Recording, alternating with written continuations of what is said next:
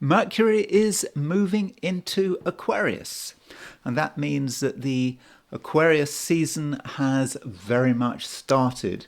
We've already got Sun and Pluto in Aquarius, and now Mercury joins them. So let's have a look at the positions of the planets for today, which is Tuesday, January the 28th, 2025. You can see that now Mercury is at 0 degrees 57 at noon New York time on January the 28th. Mercury is at 0 degrees 57 Aquarius. So that joins, there's Pluto and there's the Sun. So this Aquarian emphasis may indicate that there's going to be a greater thought, more about ideas and concepts about the future. People thinking about, is the future going to be good or is it going to be bad? I mean, the future might seem a bit scary right now. And there might be arguments about this future. What is the best future? And, yesterday, Monday, we had, at market opening, there were, big falls because of worries about artificial intelligence. This Chinese company DeepSeek had got some way of doing its artificial intelligence much cheaper than its more established rivals, and this sent a shockwave through the market. So that's just so Aquarian, isn't it? And look at the moon. The moon is at 29 degrees 33 Capricorn at midday in New York on Tuesday, and so the moon is getting ready to move into Aquarius as well. And at I think that's 2:31 in the afternoon, New York time, the moon joins Mercury, Pluto, and the Sun in Aquarius. So we're going to have 4 planets in Aquarius. So there is a real Aquarius build-up here. And the question is, what does it mean? Well, we have got a new moon. And this new moon is, well, it's not there yet, but it's certainly on the way. So with all this emphasis on Aquarius, I do think we are really thinking about the future. And it might feel today that the future is with us. I mean, the future is today. It's not tomorrow. It's next year. It's right in front of us. Though the new moon is not quite there. The new moon isn't until tomorrow. So we are at the very end of the lunation cycle. The moon is deeply waning. And so just before the new moon, things are often not great. Look at Keir Starmer. Keir Starmer became prime minister just before a new moon. It's not a good time to become a prime minister just before a new moon, because you are aligning with the old cycle, and there is a lot of fear around, and it's just difficult to take a positive view of the future when you are right at the end of the lunar cycle. And so I would have said that the new moon tomorrow should be fortunate, at least compared with how things were before. It's a change. It's a new beginning.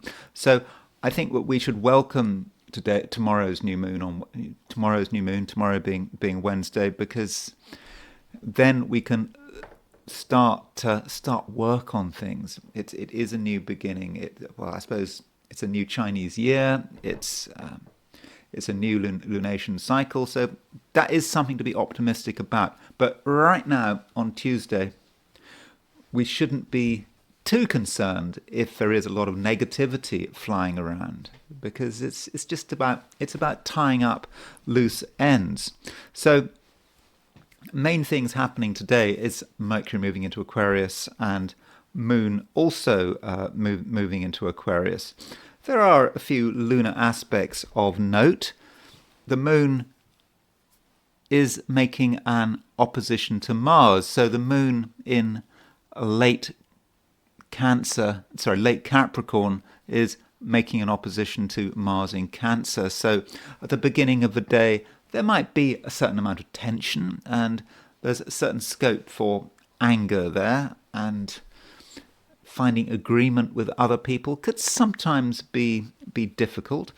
On the other hand, the moon is making a sextile to Venus. So what happens is, the moon makes an opposition to Mars, makes a sextile to Venus. So if we do have a disagreement with someone, moon opposition Mars, then moon sextile Venus suggests that in the end there might be a way of patching things up. And as far as a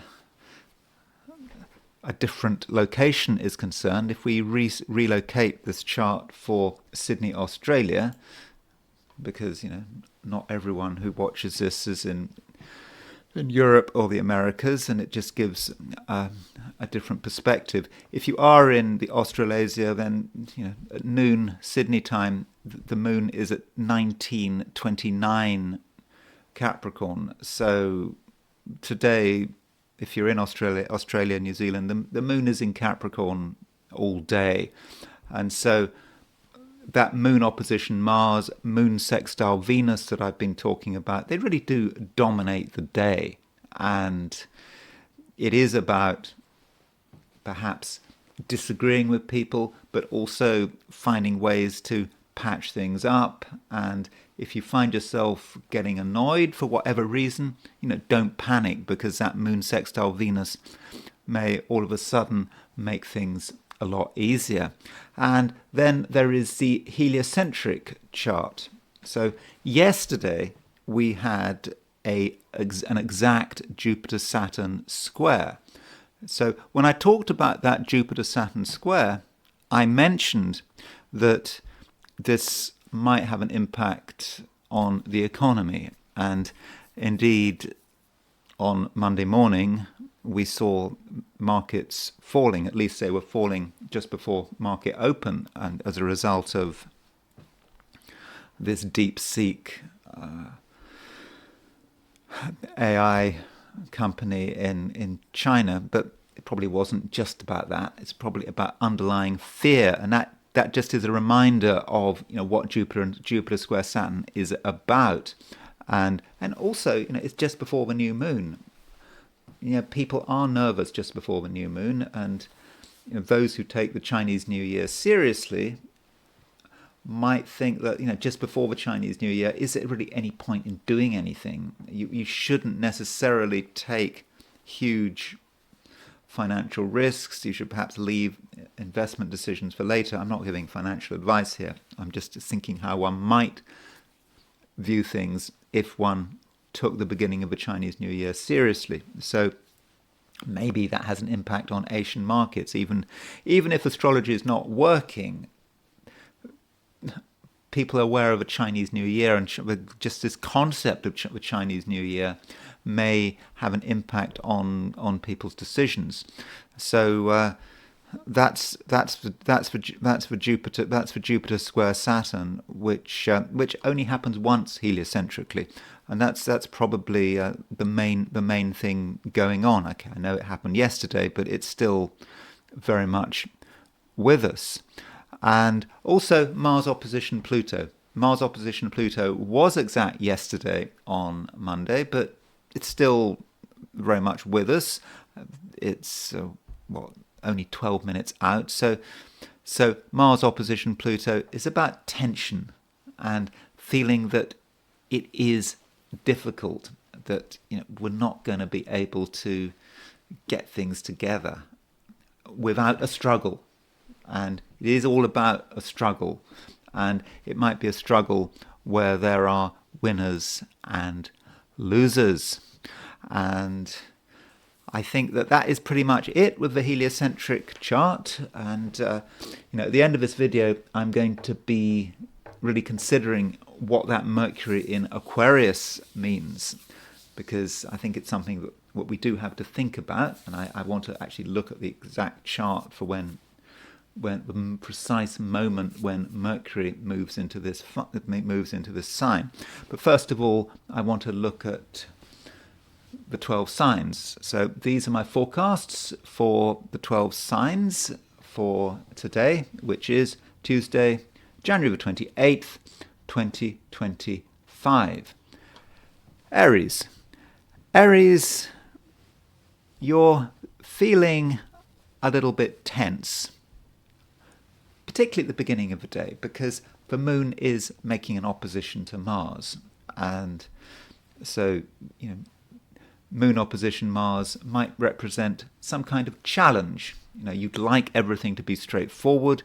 You'd like to really be able to assert yourself, but there is a challenge. And it might be that the challenges come from outside. Could be authority figures, just people you have to deal with in a very sort of trivial way. I mean, I don't know, just you have to meet people, you have to buy things, you go into shops, whatever you're doing, there just may be a feeling of a challenge. And it probably doesn't take much to make you annoyed. But you have to remember that this moon opposition Mars is very fleeting. It's not going to be around for very long. And as the day progresses, as the moon moves away from that opposition to Mars, it moves to a sextile of Venus, and then in the end the moon moves into Aquarius, there should be a sense of things getting better, getting easier, and there being more stuff to be positive about. And you do feel Mercury moving into Aquarius, and with Mercury moving into Aquarius, you probably become more future orientated. A lot of people are becoming more future orientated, but Aries, I think you in particular, you're thinking about what the future might be like. And sure, there are reasons to be negative. There are always reasons to be negative, but there are also reasons to be positive, particularly if you have a sense of your own agency. It's not a future that is necessarily decided, and you're not a passive player. At least you shouldn't be a passive player. And you are in a position to make this future happen. And if you are engaged with other people, do talk to them, get their perspective. You might have your own perspective, but your perspective is not the only perspective that is available. And it should be about possibilities. And as far as possible, Aries, try not to be set in your ways. Mars is retrograde, and it is in Cancer. And for some Arians, having Mars retrograde in Cancer might make you a little bit stubborn, holding on to the past. This is not normal Aries behavior. It's not a normal Aries reaction. But nonetheless, you might want to hold on to what you know and trust. And sure, that's important. We need some sense of grounding, some sense of stability, but you can take things too far. And the future is challenging. And, in the run-up to tomorrow's new moon, do think about what that future is like, or might be like, and, be ready to listen. And while you're at it, Aries, I do think that as the day progresses, your social skills should be improving. I mean, perhaps improving, quite dramatically. And there is something about you that is quite dynamic, and you can, bring people together, and you can make people take you seriously, and you can actually get other people to take each other seriously. So it's not about power. I mean, and I know that there's a temptation to see things as being about power, because heliocentrically we do have this opposition between Mars and Pluto, which is getting to you a little. I think you are aware about how much control you have, but it shouldn't just be about power. It is about bringing people together, and maybe that is your power. If you want to feel powerful, then make people, or I don't say make people, but try to persuade people to get on with each other, because you can be a bridge towards people who have perhaps very different views of the world. And I must emphasize, just avail yourself of the opportunities. You haven't got all the answers, and as you try to make sense of the future, really do try to see what other people have got to offer, because I really do believe that they do have a lot to offer. So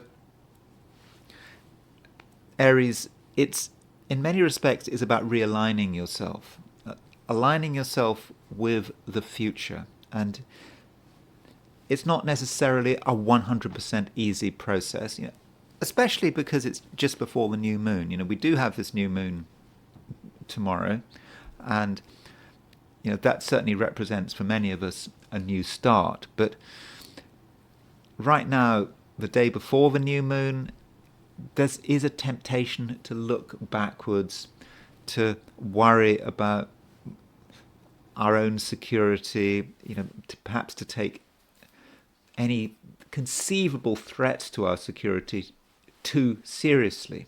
There is a danger of overreaction, with that moon opposition Mars. But again, the moon does move on to a sextile of Venus, and that should calm things down. And then the moon moves into Aquarius. So Aries, it's a day of change, and it's a day when you really need to be thinking about the future rather than the past.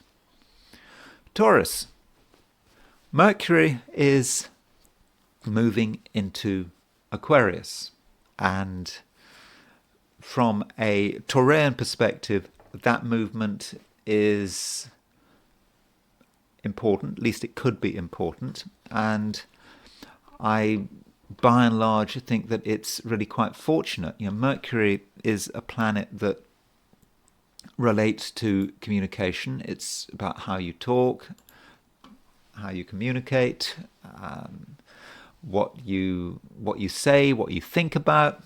And with Mercury moving into Aquarius, you definitely have ideas, and with your ideas you have to get the balance right. It's absolutely great to have ideas that you believe in. On the other hand, there's a danger that you are too fixed. Mercury is in Aquarius, and Aquarius is a fixed sign.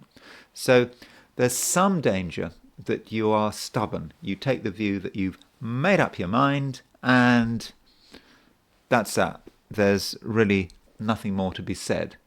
And that would be a shame, because we are talking about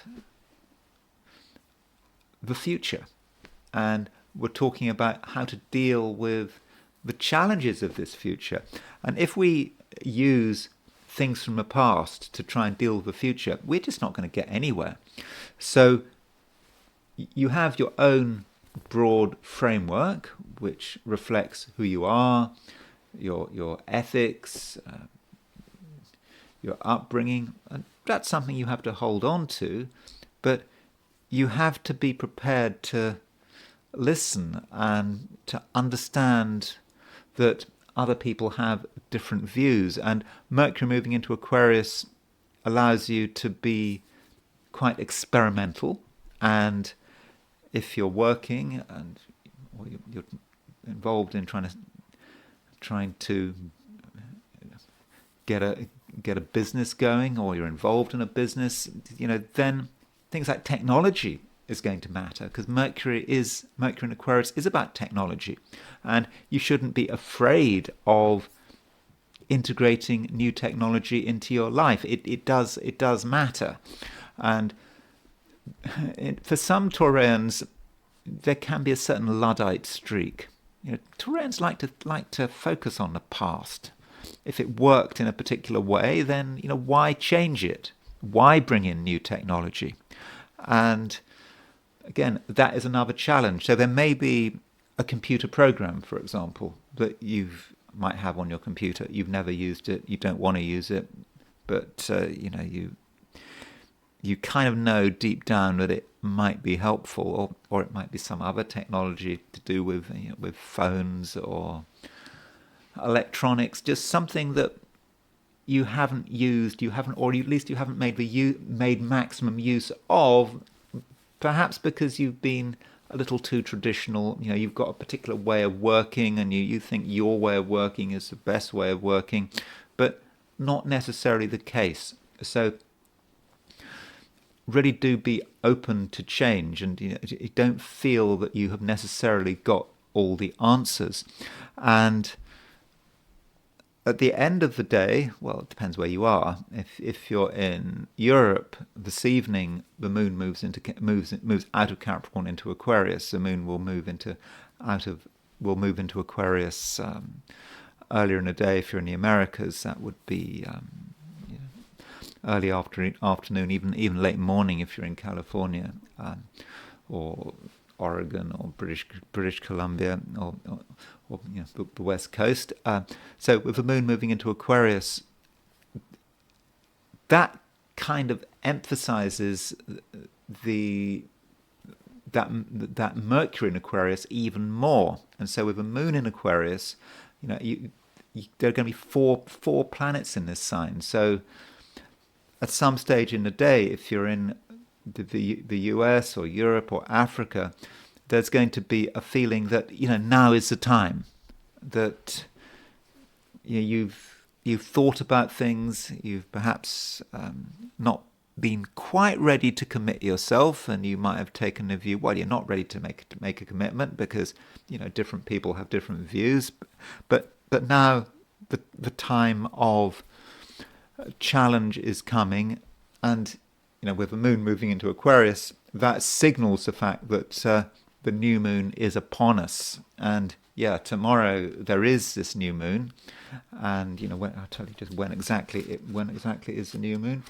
The new moon is London time. The new moon is at 12:36. It's around lunchtime, London time. So wherever you are, the new moon is tomorrow, and that new moon, I think, Aquarius, should actually be very exciting.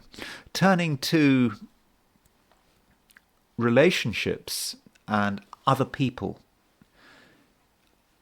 to my mind, it looks good, provided you are positive and larger than life, and you allow people to express themselves, and you respond with as much positivity as you possibly can. And that seems to be the key. In many ways, Taurus, of all the 12 signs, you can actually be the most sociable, but you've got to make the effort. You've got to make a real effort to embrace people and to embrace their perspective, to be encouraging. That's what people want. It is a difficult time right now. Just before the new moon, there is a certain amount of pessimism in some quarters. I'm not saying you're pessimistic, but some people are. Some people are very unsure of themselves, and they do need reassurance.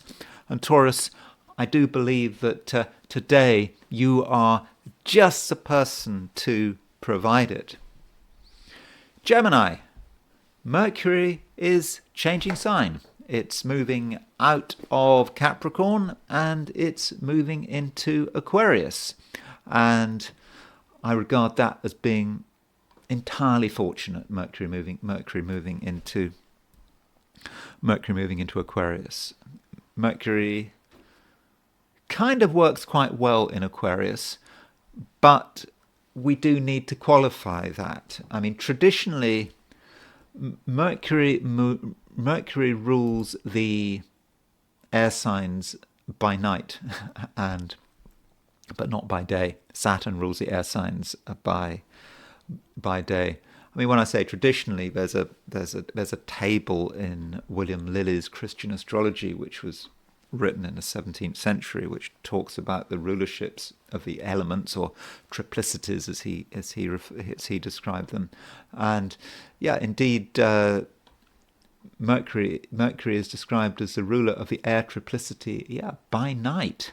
Now, that might mean with Mercury moving into Aquarius that you really are going to be, over the next couple of weeks, you're going to be on best form at night. And the day, I mean, it's not going to be so bad, but Mercury doesn't have rulership of the air triplicity by day. So maybe as far as possible, you should do things after sunset. And now that's going to be more easy if you are in Lapland than if you're in Australia, obviously, because in Australia and the southern hemisphere there just isn't quite so much night around. But still, the night is precious, Gemini, at the moment, and so do make the most of it. And that is perhaps where the inspiration lies. I mean, okay, I'm exaggerating. You can be inspired by day as well, but in general, Mercury moving into Aquarius for you is good news, even if you're not a night owl.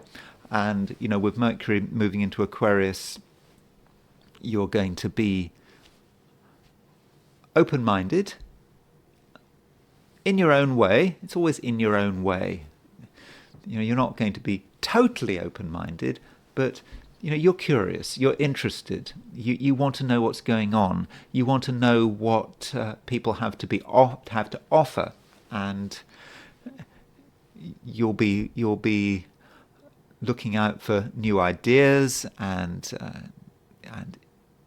you will, I think, be able to take on the new very quickly.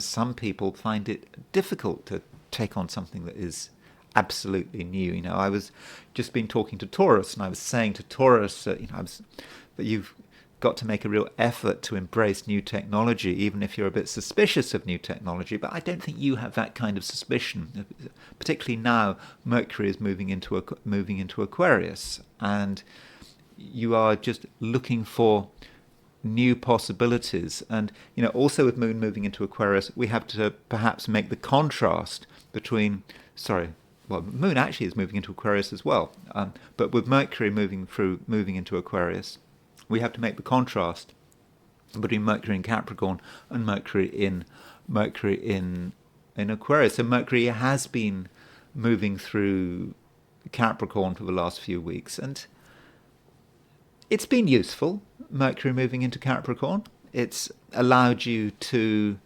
perhaps think about things more deeply and be able to tune into some of your deeper emotions, but it hasn't always been easy because you haven't really felt you were entirely yourself.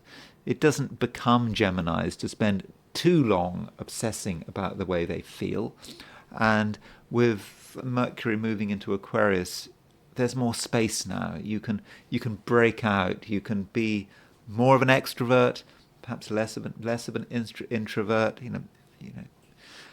And really find out what's available. And Mercury moving into Aquarius, this is a time when you need to think. Well, you don't need to do anything, but you can look at the whole world. You're not restricted to any one place. You don't have to travel to the other side of the world, but you can understand what's happening on the other side of the world, and you can benefit from things which are very much outside your usual experience. Now, that doesn't mean to say that you are trivializing anything. Far from it. Mercury is moving towards a conjunction of Pluto, and that conjunction with Pluto, I think, is exact tomorrow, but you're probably feeling it now. And Mercury conjunct Pluto, can be quite intense. You look at things seriously, and it is a great time to be studying things deeply. And if there's something you don't understand but you want to understand, then that Mercury conjunct Pluto can be extremely useful. There may be a piece of technology that you really want to get to grips with, but in the past you have been a bit nervous about it. But with that Mercury conjunct Pluto, you can really get into it, get to the bottom of it, really understand what's going on. And it's not just about technology, it's just about the world around you. And you are able to really think about it and come up with some great ideas.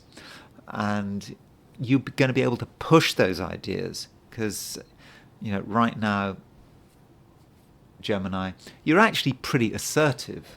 And, if there's something you want, you're going to want to get it. And you can get it, absolutely no doubt about it at all. But then you have to ask, how assertive do you have to be? There is some danger that Geminis are perhaps so excited by Mercury moving into Aquarius that they take things too far, and maybe they're just in too much of a hurry. And because you're in too much of a hurry, you might be antagonistic, as is absolutely possible to be too antagonistic, and it's completely unnecessary. So, Gemini, do try to let things develop at their own pace. And I know that you're less sensitive now than you used to be because Mercury has moved out of Capricorn, but still there does remain a place for sensitivity. Some people are feeling a bit fragile, and you need to look after them and not upset their peace of mind any more than it's upset already. Cancer, the moon is changing signs. It starts the day in Capricorn, then it moves into Aquarius. I mean, it changes sign at 7:31 p.m. London time. So if you're in the Americas, that does mean that last part of the day, I don't know, lunchtime, early afternoon onwards, the moon is in Aquarius.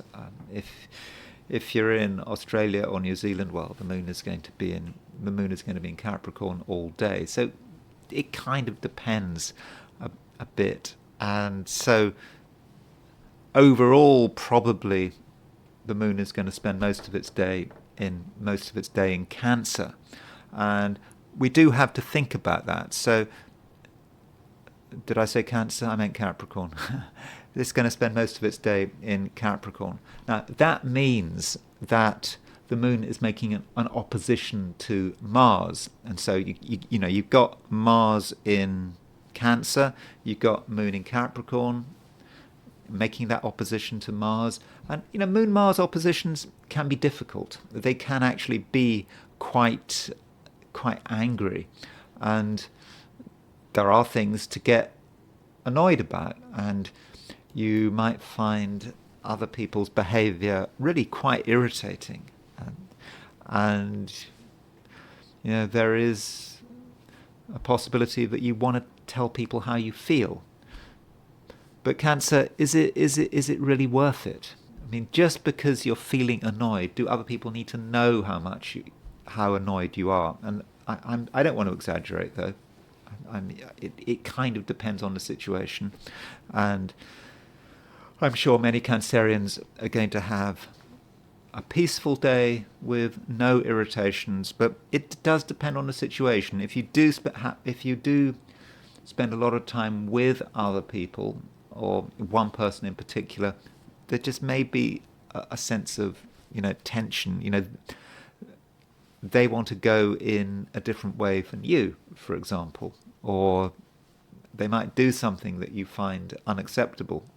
So, Cancer, it's just very important that you don't take things too far and do value your own privacy, especially once the moon moves into Aquarius. Now, the moon might not move into Aquarius until tomorrow. I mean, or in Europe, the moon doesn't move into Aquarius till this evening. But whenever the moon moves into Aquarius, It's quite an intense time because when the moon moves into Aquarius, it makes a conjunction to Mercury, but it also makes a conjunction to Pluto. But just because it's intense doesn't mean it's bad. You have a chance, Cancer, to really concentrate on what's important, and you're not going to be bothered by trivialities. Aquarius is a serious sign, and it's a particularly serious sign from a Cancerian perspective. You'll want to do things properly or not at all, and that's not just about today or tomorrow. It's probably about the next couple of weeks as Mercury moves through. Aquarius, you're going to really want to focus. And can other people help you focus? In many cases, I don't think they can. And you won't be satisfied with surface answers. You might ask a question and you might be told something just to sort of something to put you off. There's this really interesting expression in Slovakia. I was a sort of long time ago. I don't know, was it 2010 or something, or 2009? I was in a grocery shop in Slovakia, and my Slovak is non-existent. And I know a few words, and so there was this person in front of the queue, and they had these loads of coupons and stuff they'd cut out to get a saving on this, and they were offering the shop assistant these coupons, and it was clear that the shop assistant was turning these coupons down. Wasn't going to accept them, and the woman asked why, and the shop assistant in the end replied, "Lebo medved." Now, I do know those are two words I do know, and it's a Slovak expression, "Lebo medved," and it simply means, I think, because it's a bear. In other words, just because. And that's not the kind of reply that you want to hear.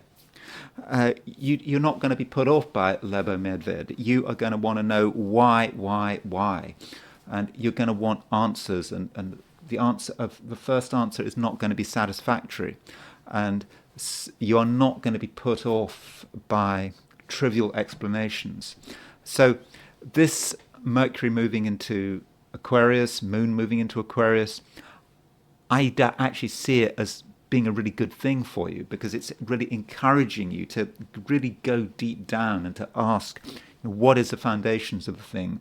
If something isn't right, why isn't it right? And you just won't be put off. And I do think, Cancer, that can actually put you in a very strong position. And I think, as early as today, depends on your time zone, it might be tomorrow, but you're going to start to become more questioning, and you're going to be thinking about things more, and it does perhaps make you a difficult person to deal with, because you won't be fobbed off.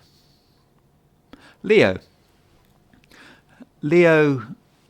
we're getting quite a big emphasis now in the sign of Aquarius, and you've already got the Sun and Pluto in Aquarius. Now Mercury is moving into Aquarius, and the Moon is getting ready to move into Aquarius. So you've got 4 planets potentially in Aquarius, and Aquarius is your opposite sign. I always like to say that Aquarius is the anti-Leo sign, and I know you could say that for every sign. You could say that Sagittarius is the anti-Gemini sign, or Scorpio is the anti-Taurus sign, but somehow Aquarius really is the anti-Leo sign.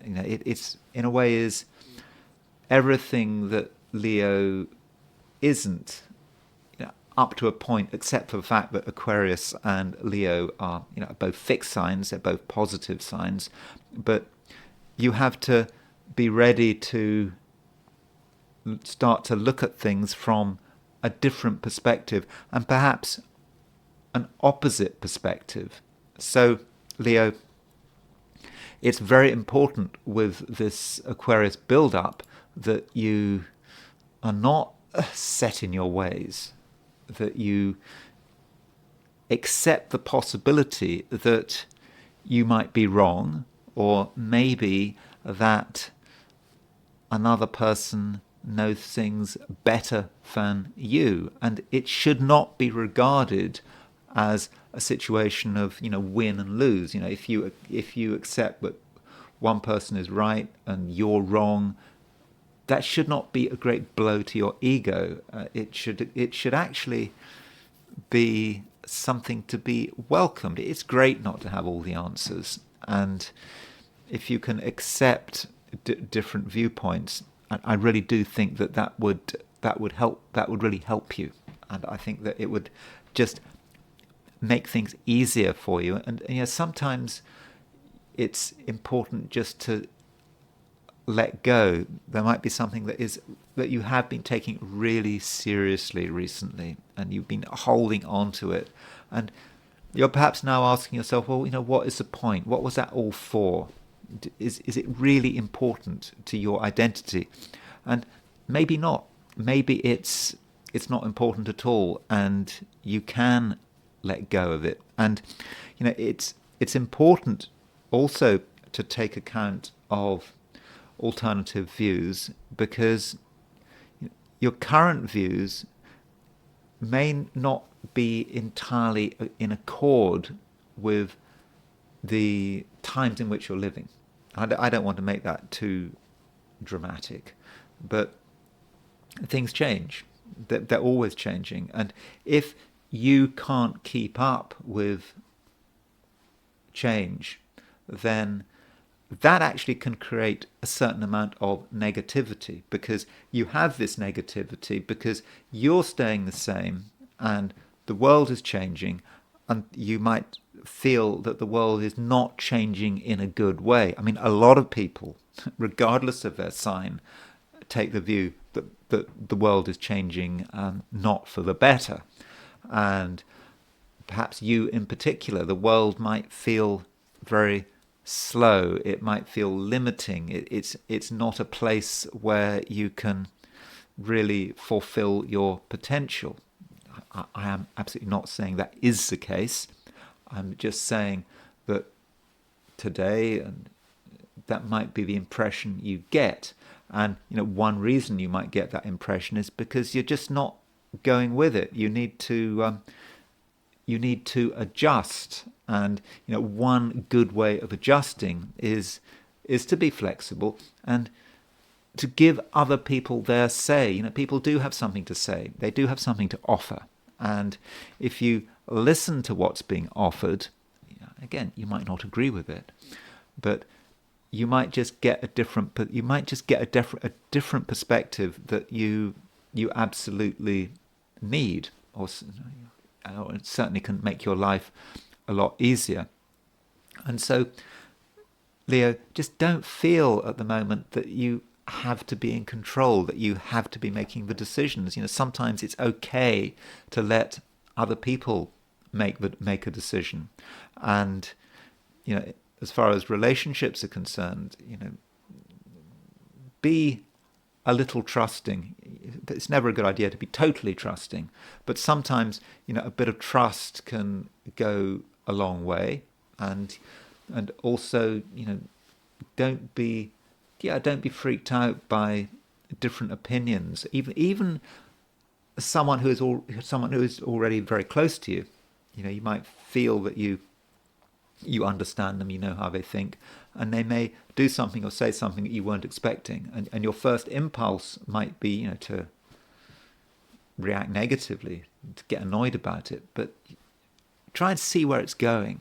And that, I think, would be the best way of using this Aquarian energy. Aquarius might be the anti-Leo, but through this sign Aquarius, by understanding what Aquarius has to offer, you might then get a greater sense of yourself and your own power, and also your ability to relate to an ever-changing world, and I suppose most importantly to thrive in this world. And that's something you can do, but in the process there may be certain things that you actually have to let go of. Virgo, the emphasis is on Mercury. Mercury is your ruler, and Mercury is changing sign. It's moving out of Capricorn into Aquarius. So with Mercury moving into Aquarius, and it stays in Aquarius for a couple of weeks, Mercury's actually moving quite quickly. So Mercury, when does Mercury move out of Aquarius? So Mercury is it's moving pretty fast. So Mercury actually stays in Aquarius till Valentine's Day, which is so that's only a couple of weeks. It's not that long, but while Valentine's Day, that's February the 14th, isn't it? So with Mercury moving into Aquarius, it in some respects it's a time when Virgos need to make sure that they've got everything right. You don't assume that you have all the answers. Don't assume that you are fully prepared. These are tough times in which all of us are living. The world is complicated, and we can make things even more complicated if we're not fully prepared, if we just assume everything's going to be fine, if we take each day as it comes. But we need to have a grander strategy for that. And with Mercury moving into Aquarius, you would benefit by having your own particular plan, and thinking about the challenges of the future, because Aquarius is a very futuristic sign, and taking note of everything and making a few changes. And it's not something that Virgo necessarily wants to do, but in the end Virgo does realize that it is important. And in the process, don't be afraid of listening to new ideas, but just because you come across a new idea doesn't mean that the idea is right. And this might, for example, apply to health. So Mercury is a planet of reading, information, communication, and from a health perspective, you might be discovering a lot of stuff about health and how to lead a healthy lifestyle, what to avoid, what foods you should be eating, all that kind of stuff. And some of it might be very novel, and you're going to be very influenced by this, I think. So if you read something about your health and well-being that is new, I think you're going to find it interesting. But you do need a certain perspective. You don't want to take something that's new and exciting and original, at face value. I mean, this is, this I suppose, is about, this constantly people have, different ideas, and ideas can change. Ideas about diet can change. Ideas about, how you should eat, how much you should exercise, whether or not you should take supplements. There's always going to be new studies, and you're going to be very interested in all of this. But, don't take any one study or any one alarmist news article to heart. It's all part of the research process. So, that is how you should see it. But the very fact that you are thinking about all of this does demonstrate that you are prepared to consider changes to the structure and routine of your life, and you're prepared to be cutting edge, but of course you don't want to be too cutting edge, do you, with Mercury in Aquarius? Just because an idea seems compelling doesn't actually mean that it is compelling, or rather doesn't mean that it is. Yeah, it might be compelling, but it doesn't mean it's going to be useful. I mean, it might be completely useless or worse than useless. And Mercury is making a conjunction to Pluto. Now, that Pluto conjunction is exact tomorrow, Wednesday, but you're going to get it today. You're going to feel it today as well as tomorrow. And Mercury conjunct Pluto can be a little bit obsessive. It may be that you just obsess about some detail, might be connected with your health or your lifestyle or just something that is not perfect. You might obsess about it, and that might not be constructive, particularly if you decide that you want to throw everything you've got at it. You do have a lot of energy at the moment, and this energy does need to go somewhere. And there's some danger, Virgo, that you put all your energy into something that you just discover. You think it's important and you just put everything into it, and it may not be the right thing to do. So given the fact that you do have a lot of energy at the moment, you feel tense, you feel you want to burn that energy off. Work out how you're going to burn that energy off and do it in a constructive way, and don't be too obsessed about any one thing, particularly if you discover it, or you get some piece of information and you regard this piece of information as being really important, but actually it might not be important at all. But I don't want to be too negative. The key thing, Virgo, is that over the next couple of weeks you have a chance to realign yourself. And you need to realign yourself in a holistic, balanced kind of way, and you mustn't just focus on one thing, because there is that capacity for obsession, particularly over the next couple of days. But I think that obsessiveness, could continue right through until mid-February, or Valentine's Day, which is when Mercury moves into Pisces. So try to be balanced, and don't take things, Virgo, don't take them too seriously. Libra, there is a growing emphasis now on the sign Aquarius. We have Mercury moving into Aquarius, and the moon moving into Aquarius. Well, the moon might not move into Aquarius until tomorrow or this evening, but today and tomorrow, there's going to be 4 planets in Aquarius: Sun, Pluto, Mercury, and the Moon. And of course, tomorrow we've got a new moon in Aquarius. And from a Libran perspective, Aquarius is a great sign. It's a sign that is connected with you, who you are. It's about your independence, and independence really does matter.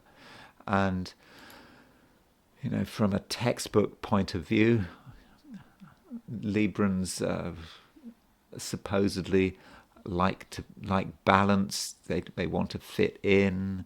They don't want to rock the boat. I don't know whether that's true. It's certainly not always the case.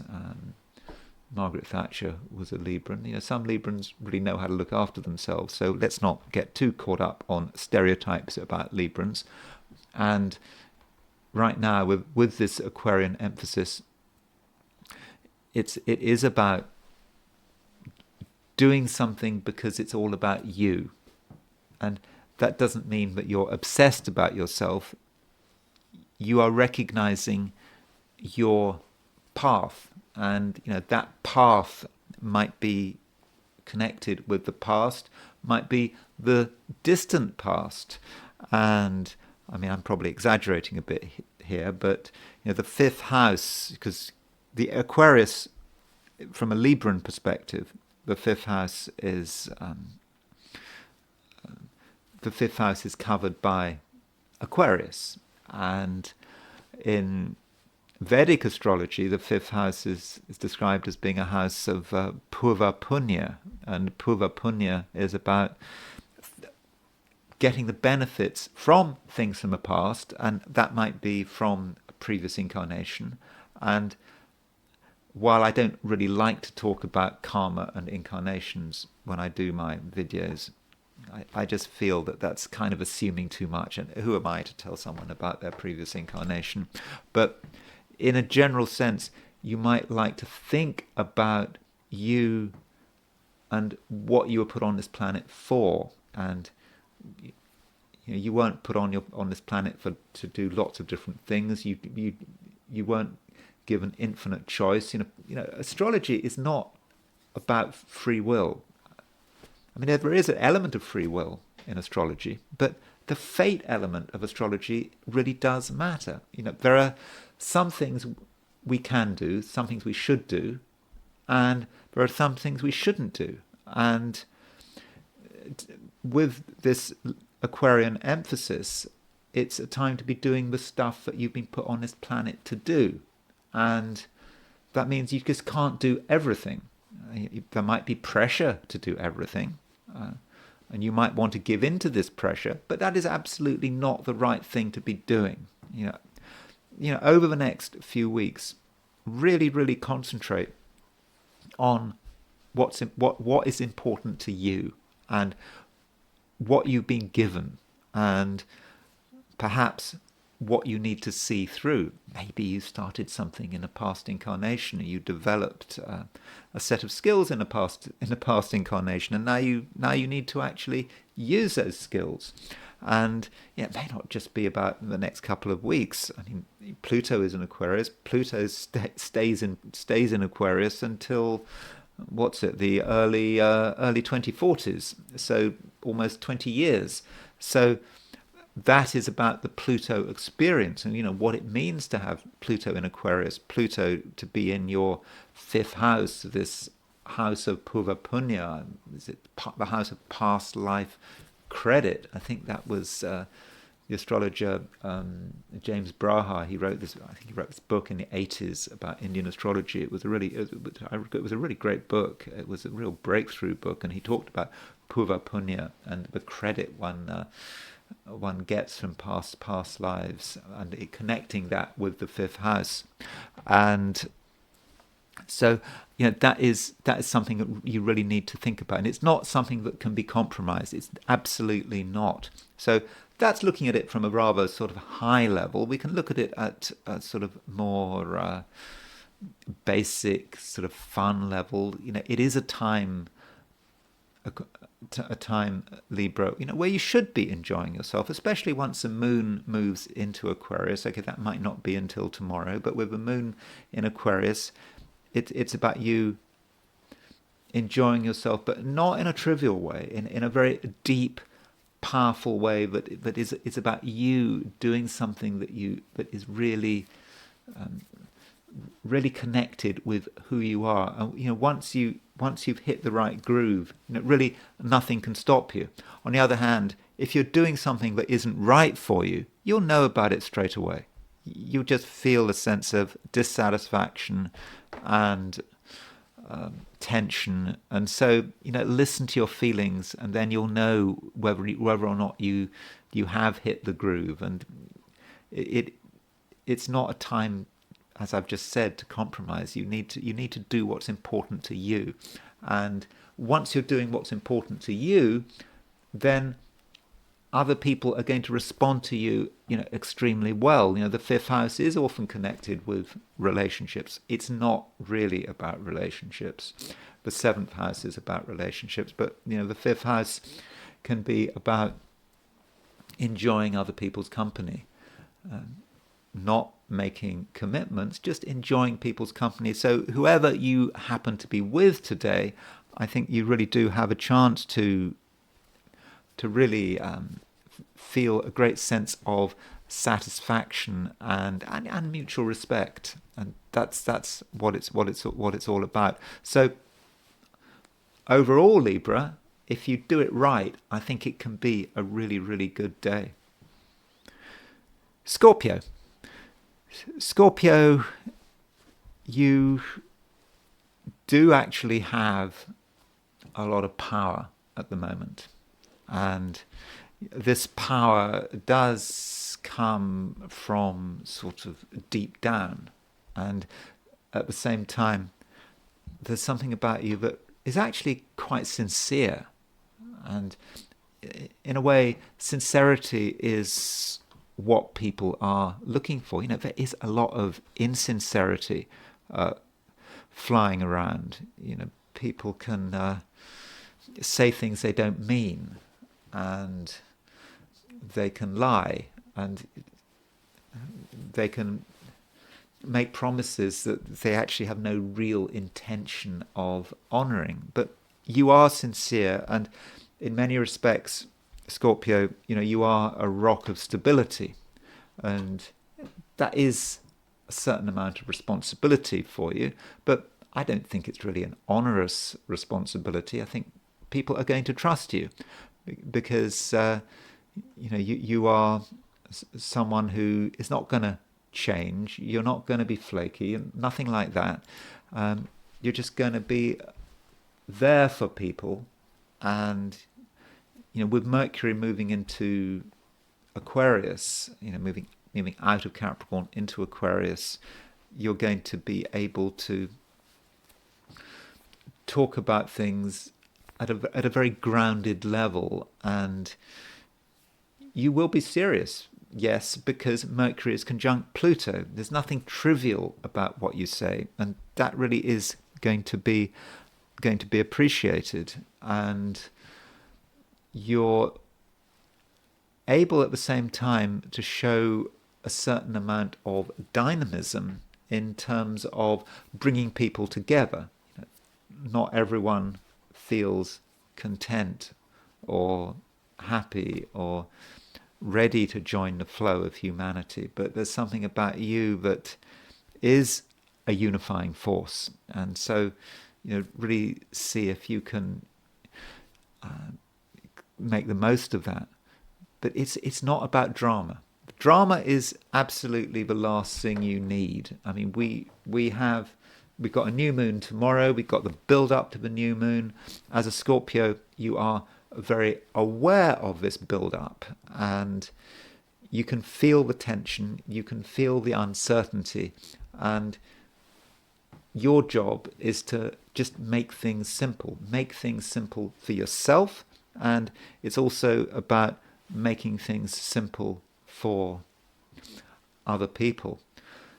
And as far as a few specifics are concerned, we have a big emphasis in Aquarius, and with this emphasis in Aquarius, Scorpio, we might be thinking about home and family.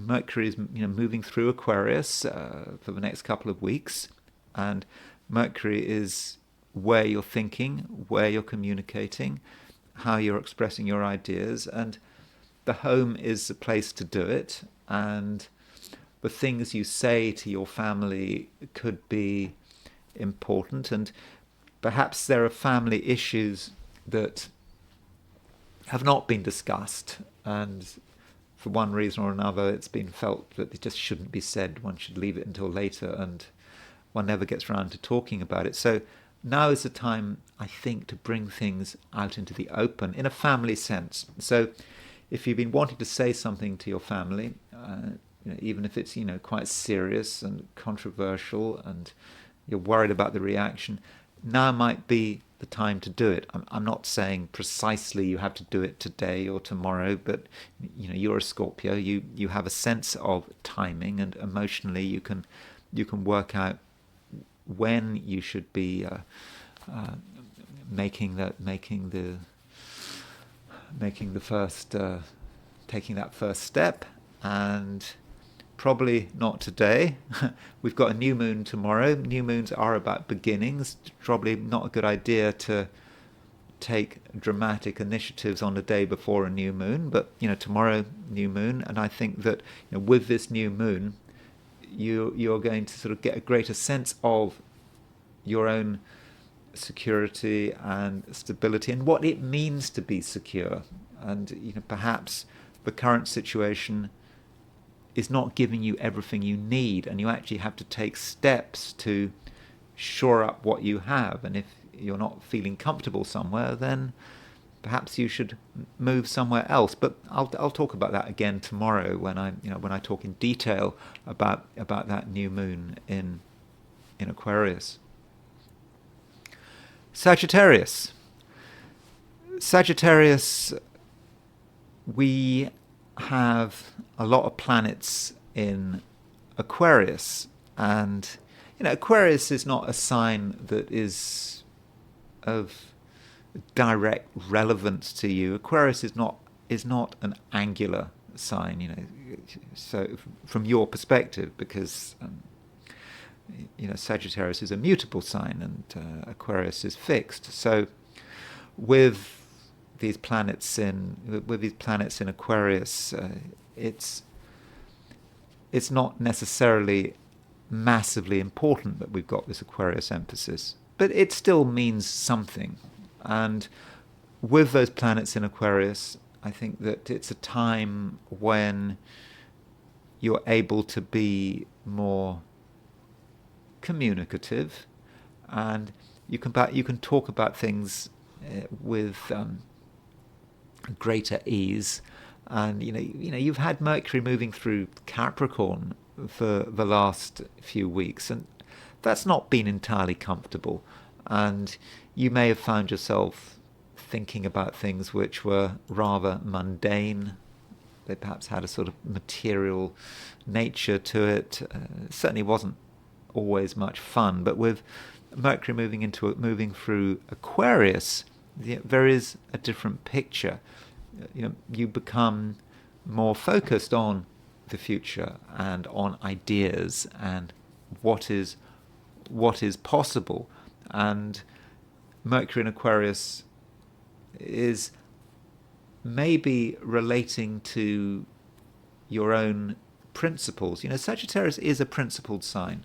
It's often forgotten that Sagittarius's ruler is Jupiter, and Sagittarians very often have a strong sense of right and wrong.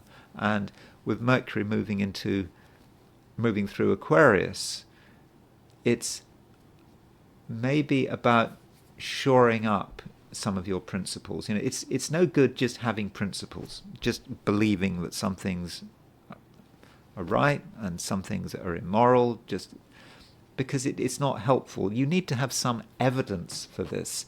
And perhaps with Mercury moving through Aquarius, you are looking for evidence to support your position. And where do you get that evidence? You get that evidence by talking to people. You can get that evidence by reading. Aquarius can be about reading in the Sagittarian chart. There's a lot to discover, a lot to read about, a lot of news to take on board, and that's often the problem. Sagittarius can jump to conclusions and they don't get their facts right sometimes, but now's a time when you can get your facts right, and so it's perhaps an opportunity to shore up some of your weak spots. You know that there are certain things that you're, to be honest, pretty ignorant about. But you have an opinion about it, but you don't really know much about it. And so far you haven't been caught out. But you need never be caught out, because over the next couple of weeks you can really make up for lost time. You can gather a lot of information and really benefit from that information. You can integrate that information. You don't have to be an expert, but you can just gather enough facts to be able to defend your point of view. And part of the fact gathering process is about talking to people. Maybe talking to people who know more about a subject than you do. You don't have to say anything. You don't have to embarrass yourself. You just listen. And through conversation, you can get a different view, or maybe your own view can actually be supported. So I think that Mercury moving into Aquarius is really something very much to be welcomed. Now, Mercury moving into Aquarius may also say something about other people and how other people are changing. And Aquarius is a sign which is traditionally very independent-minded, and the people around you are becoming independent-minded. There are ways they want to do things. Aquarius is a fixed sign. Mercury in Aquarius can represent someone who is not prepared to compromise, and that might relate to people you know well, people you share living space with.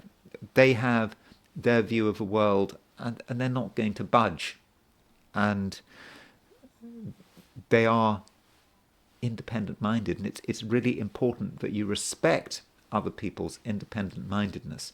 And this goes back to what I was saying about Sagittarius, very often being a very moral sign. Sagittarians having a strong view about what should and shouldn't be the case.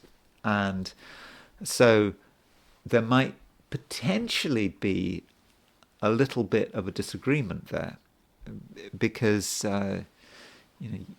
you come across someone who is very clear about their beliefs, and their beliefs don't match your beliefs, and there could be some friction. But as I think I've been trying to suggest, you benefit from interaction. You benefit from interaction which is respectful. You hear someone out, even if you completely disagree. Even if you completely disagree with them. And what you don't do is you just express your opinions in a sort of furious way.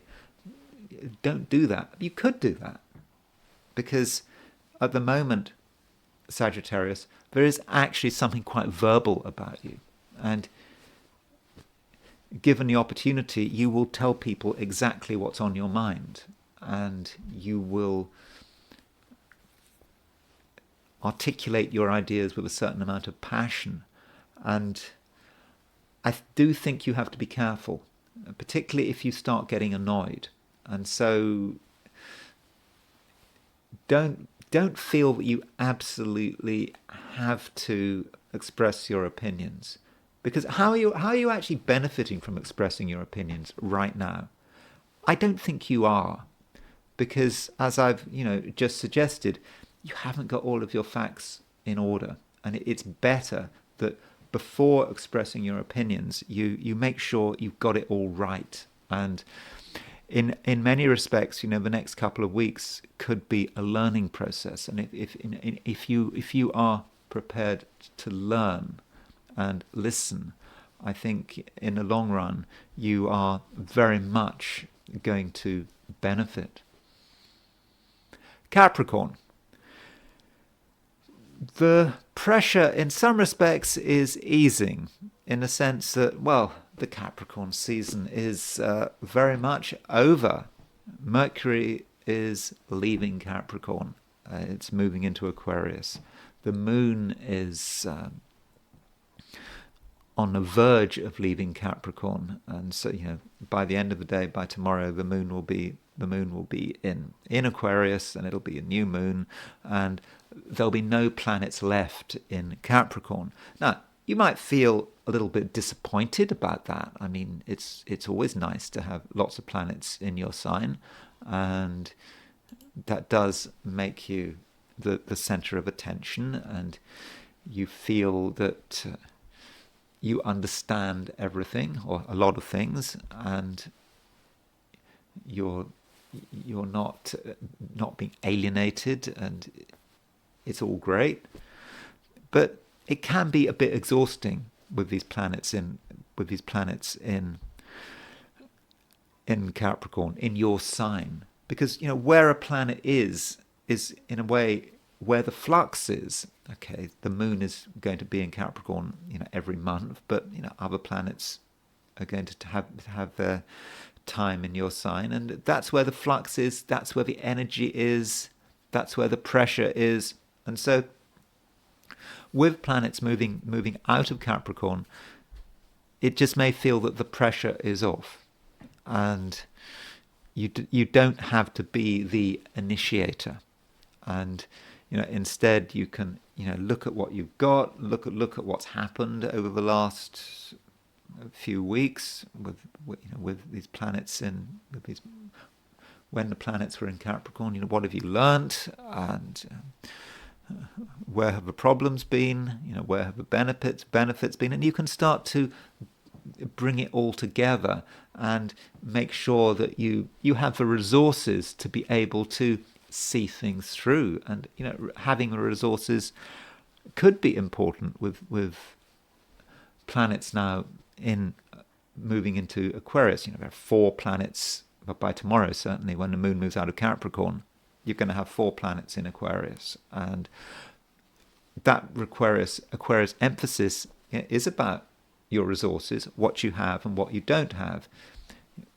You know what you want, you know where you want to go, and do you have what it takes? And if you don't have what it takes, then you now have a chance to get hold of it. And this might relate to objects, it might relate to money. And Capricorn is sometimes seen as quite a materialistic sign. It doesn't mean to say that Capricorns are necessarily materialistic people, but you need a certain amount of resources to get to where you want to go. And over the next couple of weeks, I think that is very much something you can do. So don't neglect the financial dimension. And with Mercury moving into Aquarius, and actually Mercury is starting to make a conjunction to Pluto, it may be a time when Capricorns want to think quite deeply about their finances and what they have, what they don't have, and being very aware of your own weaknesses. Now, I'm not saying there is a weakness, but it's good to be aware of where you might potentially be weak. And again, I'm thinking mainly on a financial level. Where is the problem? Is there a problem? I'm not saying there is a problem. I don't want to create a problem out of nothing. But if there is a problem, if there is a vulnerability on a financial level, I think now is a great time to find it. You'll be able to see it, and you'll be able to do something about it. And you will really be helped by that conjunction between Mercury and Pluto, which becomes exact tomorrow. And of course, tomorrow we've got a new moon, and that new moon in Aquarius could be about some new financial development. But I'll be talking about that when I look at your astrology for tomorrow. And at the same time, you haven't lost your power with these planets moving out of Capricorn. You still very much got it, and you still are able to be very, very persuasive. If there's something you think is important, you'll be able to tell people about it, and you'll be able to tell people about it in a way that is very convincing, indeed is going to be quite transformative. So still, through the power of your words, you can get things to change. So if you don't like the way things are, Capricorn, then you don't have to put up with it. It can indeed be changed. Now, one thing about other people is that over the last few weeks there might have been a bit of pressure from certain people. Certain people were perhaps demanding your attention, insisting that you listen to them. And I do think that pressure is starting to subside, and it's possible that one or two people are leaving the scene. Now, that might be a good thing, it might be a bad thing. if there's something that needs to be said, then probably it needs to be said now. If you don't say it now, then you might miss your chance. Not necessarily forever, but certainly for the next few weeks, you might have missed that chance. So, is there something you want to say? Is there something you want to tell someone?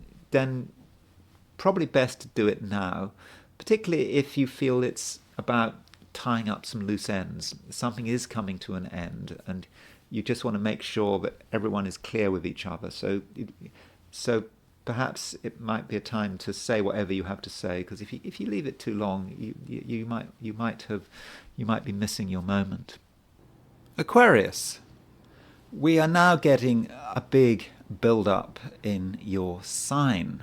We already have the Sun and Pluto in Aquarius, and today Mercury moves into Aquarius, and indeed the Moon is moving into Aquarius as well. Okay, the Moon might not move into Aquarius until tomorrow if you're in Australia or New Zealand or Asia, but it'll get there. So in the end, we got 4 planets in Aquarius, and so this is it. You could say that this is the peak of the Aquarian season, especially as we've got new moon tomorrow in Aquarius. So it's a time, Aquarius, when the focus is on you, and this is a time of year when you're able to really assert yourself, and people are paying attention to you, and you have strong ideas, especially now that Pluto is in Aquarius. Pluto has only just started moving into Aquarius, over the last couple of years, but now it is here. Pluto's not going anywhere. Pluto is going to stay in Aquarius until the early 2040s. So now, when planets move into Aquarius, they make a conjunction to Pluto at a certain stage. So as soon as Mercury moves into Aquarius, it makes a conjunction of Pluto. When Moon moves into Aquarius, it makes a conjunction to Pluto. So that puts you in a great position. It makes you someone who understands what is happening. I think you always understand what's happening, but maybe at this time of year, when those personal planets, Sun, Mercury, are in Pluto, Sun and Mercury are in Aquarius, those personal planets give you that extra edge. And in this reading, in this video, I've been talking about the future a bit, and how we deal with the future. And the future is something that can often be quite frightening. What's going to happen next? And maybe at some level, Aquarius, you are the future, and you understand the future. At least you can understand it now if you think about it hard enough. And with Mercury moving into Aquarius, Mercury making the conjunction to Pluto in Aquarius, it is a time when you can think deeply about what is possible and the way things are working out. And in some ways, you don't have to be passive. We might think that the future is just something that happens to us, but maybe you, Aquarius, can regard the future as something that you are part of, and you may have an opportunity to create the future. Now, you might not feel that is possible, and you have to look at what you have and what influence you have, but in your own way, you can create the future. And it is what you put out, and everything you say, for example, can help influence the future. You tell someone something, they won't forget it. You write something down, you send an email, you write something. In that way, you are creating the future. Even just your willpower, you are part of the collective. And so if you think something, then at some level, the collective is thinking about it as well. So you think something, the collective thinks about it too. So you can be part of a future, and you can be an active part of a future. You just don't have to be a helpless passenger.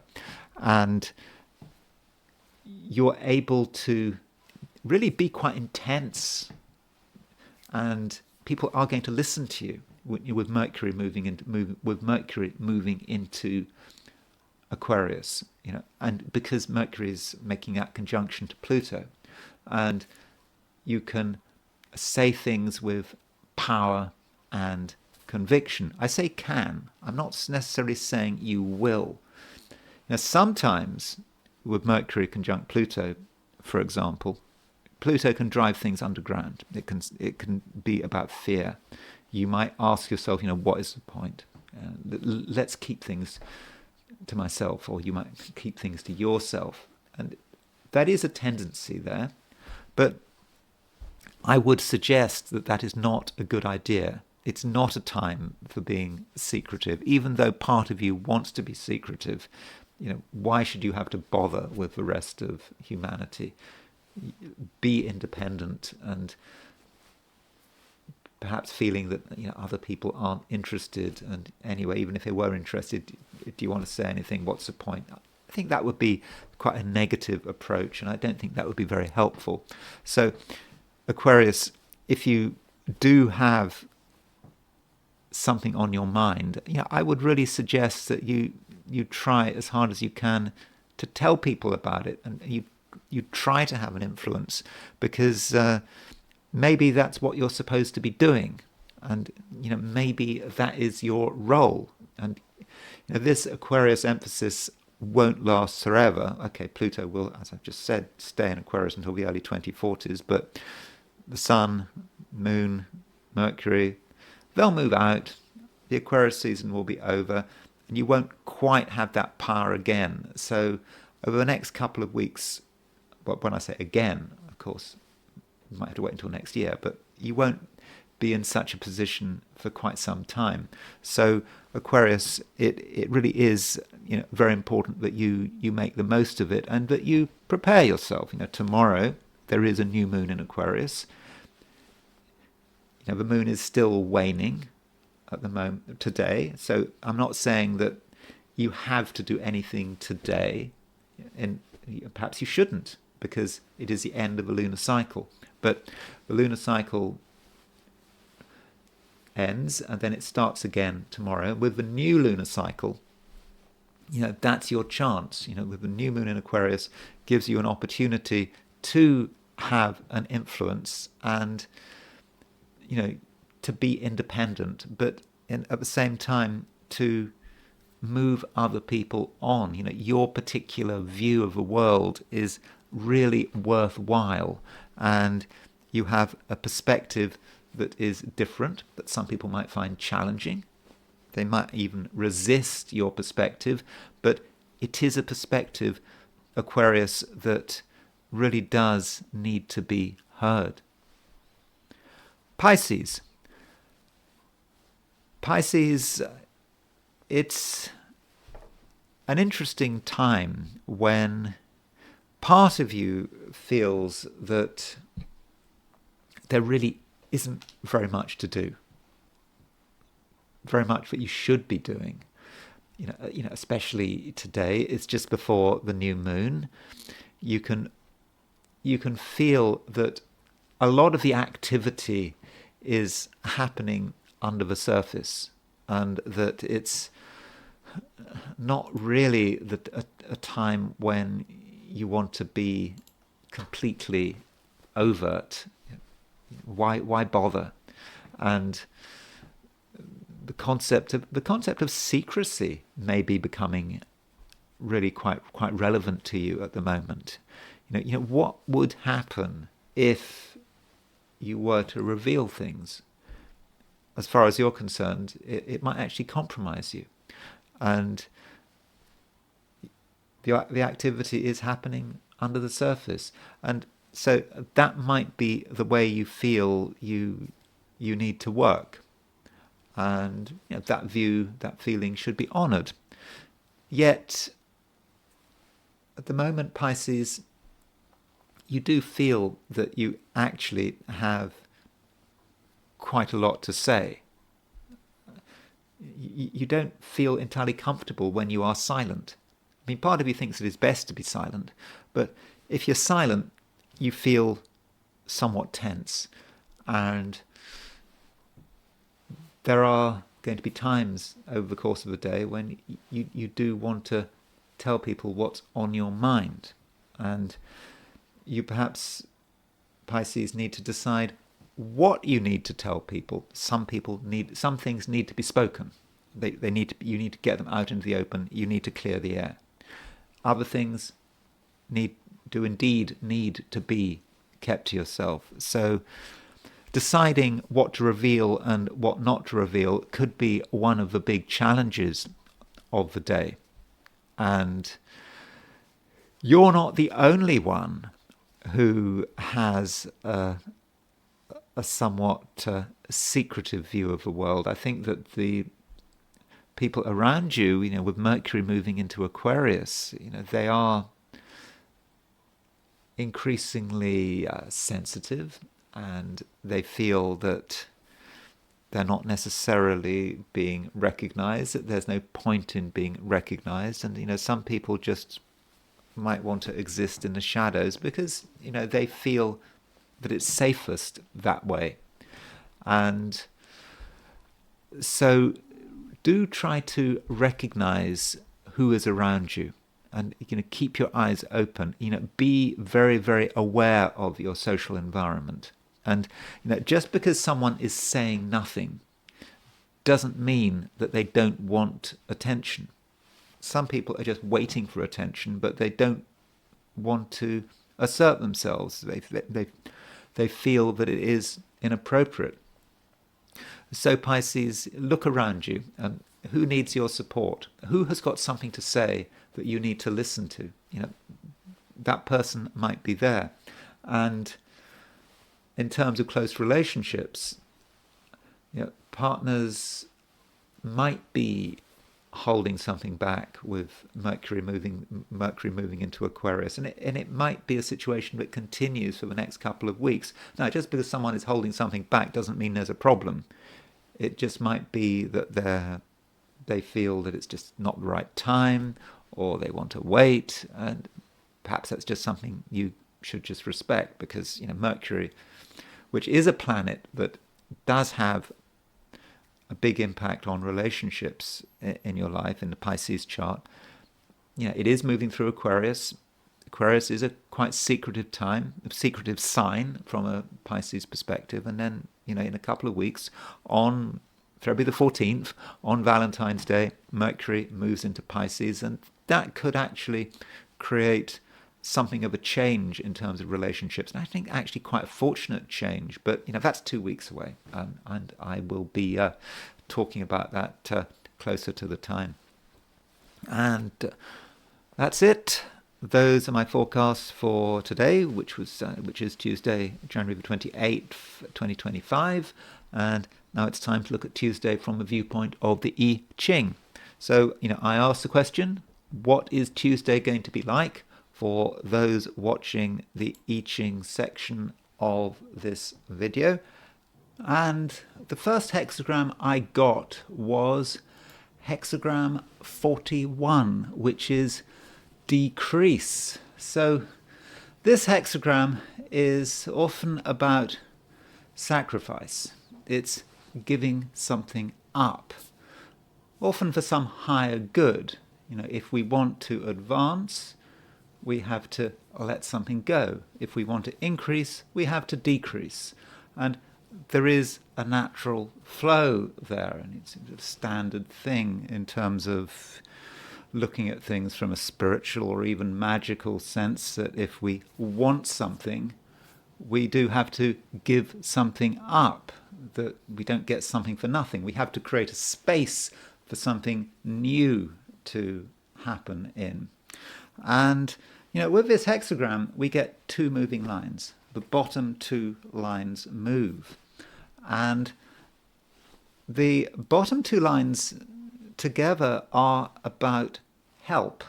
And there is a question of how much help do we give and how much help do we receive? And, the bottom line almost is indicating that we don't want to take too much help from another person. So it might be a position where someone offers us something and it's very nice of them, but do we actually accept it? Maybe this person is giving too much away, and we need to have some consideration here. Maybe this person is not looking after their own interests, and if we were to accept too much help, this other person might be diminished. So there may be a moral reason why we have to refuse help or not accept as much help as is on offer. And then the second line from the bottom moves, and it's kind of the reverse. It's suggesting that we want to give something up. Maybe we want to give our time. We feel we've got to give something up for the common good. Someone wants a lot of effort, and we feel we want to give it to us.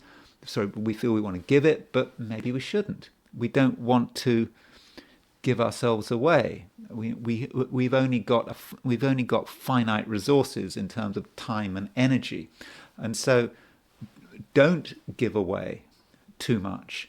And so decrease is all very well, but we have to make sure that we don't take too much or give too much away.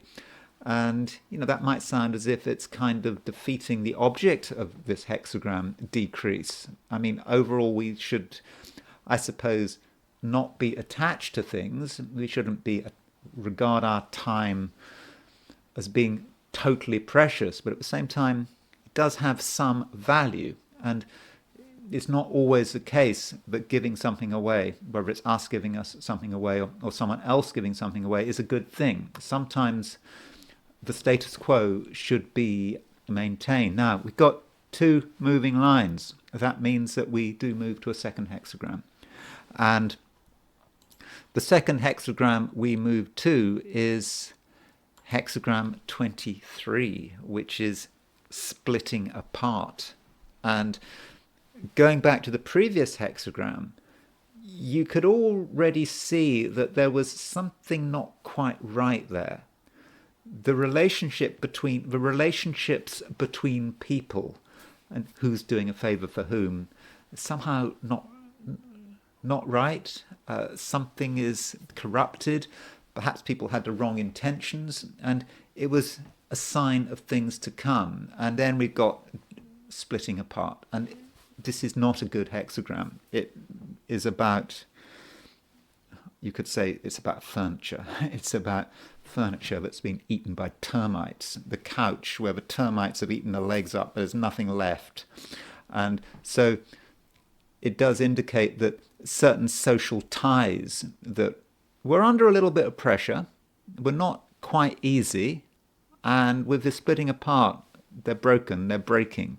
And I think we need to accept that we're not getting on with some people, that there is a sense of estrangement, that we have to accept that certain people are going in different directions, and there's nothing much we can do about it. And what we can do perhaps is to accept the situation. We can't just hold things together just for the sake of it and hope.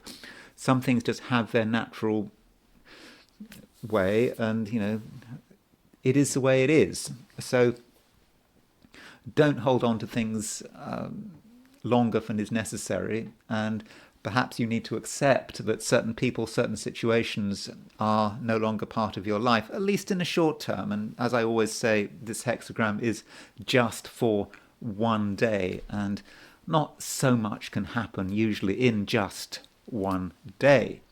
And now I want to go back to Mercury in Aquarius. So Mercury is moving into Aquarius today. And here, let's look at the chart for the precise moment it happens. And here it is, Mercury in Aquarius, somewhere here. Mercury in Aquarius. So this is the precise moment that Mercury moves into Aquarius, and it happens at 2:53 a.m. today. So if you're watching this on Tuesday, it may have already happened. And there you can see Mercury at 0 degrees Aquarius, 0 minutes. I've set this for London, so 2:53 a.m. London time, and so Mercury is making that conjunction to Pluto, and that Pluto does, to an extent, qualify Mercury's movement into Aquarius. It's not just this empty sign change. It's about Mercury making this conjunction. Now, you could say, well, the conjunction between Mercury and Pluto has been forming for some time. But, when you have one planet moving into the same sign as another planet, the conjunction becomes that much stronger. So, yes, I understand that there's this, but conjunctions get stronger as the two planets move together. But when those two planets move into the same sign, there is a sense that they are running together.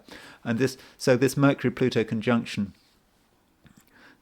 makes things rather intense. So Mercury's entrance into Aquarius is somewhat dramatic, and it does make us think. And we have powerful thoughts, and we're perhaps thinking about the future and its challenges because Pluto is involved. Pluto moved into Aquarius on November the 17th last year, I think. And so, we really need to think about that. And it might also be a good idea to think about the midpoints that Mercury is on as it makes the sign change. So if we look at some of the midpoints, Mercury is actually on the Sun-Moon midpoint, and it's on the Sun-Mars midpoint. So let me just and it's on Jupiter-Saturn midpoint. So let me just show you what that means. So there is the Sun and the Moon. So you can see that Mercury is right there on the Sun-Moon midpoint. And Sun-Moon midpoint, the lights, that's a very important midpoint. And it's also, look how Mars, Sun and Mars, see Mars is at 21 Cancer, Sun is at 8 degrees Aquarius, so Mercury will be on the Sun-Mars midpoint, it will be squaring the Sun-Mars midpoint. It will also be making an aspect to the Jupiter-Saturn midpoint. So let me just actually show you that in terms of the dial to show you what I mean. So this is Mercury. There's Mercury moving into Aquarius. So we'll put the pointer on Mercury. So there is the Sun-Moon midpoint. It's actually on the Sun-Mars midpoint as well, and it's on the sort of on the Jupiter-Saturn midpoint. I mean, not exactly on the Jupiter-Saturn midpoint, but the fact that it's on the Sun-Moon midpoint and the Sun-Mars midpoint suggests that there is a real dynamism to Mercury's sign change. It's not just Mercury moving into Aquarius, it's just another sign change. This sign change does strike me as actually being quite important. We could see, for example, Mercury as being about communication, and its midpoints may say something about the kinds of communication we're dealing with, the kind of messaging we've got. And so Mercury on the Sun-Moon, Mercury on the Sun-Mars midpoint, it's a time when there are things people want to say and it sounds a bit urgent. And also with Mercury on a Jupiter-Saturn midpoint, there's a lot of thinking about the economy. The Jupiter-Saturn pair is about the business cycle. It's about what's happening in the global economy, in the national economy. And that is what people are thinking about. I don't know what the markets are going to be like through the beginning of the week. I just know that on Monday morning when I started making this video that things weren't looking good, that you've had this NVIDIA fall in pre-market movement because of this Chinese AI DeepSeek, but there may be broader concerns about the economy that people are talking about, and this of course, it's just before the new moon, so there is this sense of worry, and it, of course, may be about events, and things may also be a little bit slow. And I mean, things are happening quickly, but everything is a bit sluggish at the same time. And it might sound rather contradictory, but we want action. We want some news, good news. But where is the news coming from? And people are just holding on. And so, I do think that Mercury moving into Aquarius could actually be a time of tension. I don't think it's going to be an entirely easy movement from one sign to another. And now I just wanted to consider a little bit about what it means to have Mercury in Aquarius. And, when I talk about Mercury through the signs, I often speculate about whether it's worth bothering with, whether we really should be bothering about looking at Mercury in isolation. Mercury takes on the flavor of the surrounding chart more than other planets do. And yes, it is about the way we talk and the way we think, but on its own, does it tell us very much? And Mercury does hug the sun, and so when you've got Mercury when you've got Mercury in Aquarius, that means, certainly in a natal chart, you're dealing with someone who has their sun in Capricorn, Aquarius, or Pisces. It won't be in any other sign, so it's got to be in one of those three signs. And generally speaking, when Mercury is in Aquarius, the sun will tend to also be in Aquarius, but not always. And I will be looking at a few charts that do have Mercury in Aquarius with the sun in different sign positions. But you would have thought, all things being equal, someone who has Mercury in Aquarius is going to be quite independent-minded. There will be a serious streak because Aquarius is ruled by Saturn, and things might be slower than usual in the way someone thinks, the way someone gets their ideas together. And whether or not Mercury works well in Aquarius, that depends. Now, Mercury is a planet that likes to work quickly, that likes variety, that likes change.